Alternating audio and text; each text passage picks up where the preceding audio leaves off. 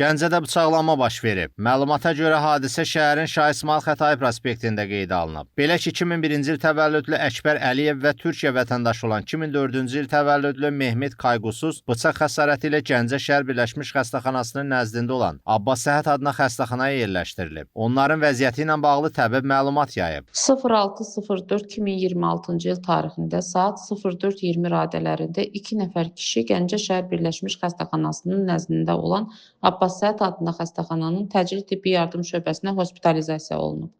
Onlara but çanaq nahiyəsinin açıq yarası və sağ döş qəfəsinin daxilə keçməyən kəsilmiş deşilmiş yarası diaqnozları təyin olunub. Zəruri tibbi xidmətlər göstərildikdən sonra pasiyentlər ambulator müalicə üçün evə buraxılıb. Hadisə yerinə polis əməkdaşları cəlb edilib, faktın hansı səbəbdən baş verməsi hələlik məlum deyil. Hadisəni törədən şəxs və ya şəxslərin tutulması istiqamətində axtarış tədbirləri həyata keçirilir. Fakt üzrə araşdırmalar davam etdirilir. Fuad Nazimoğlu, Elşad Cəfər, APA TV, Gəncə.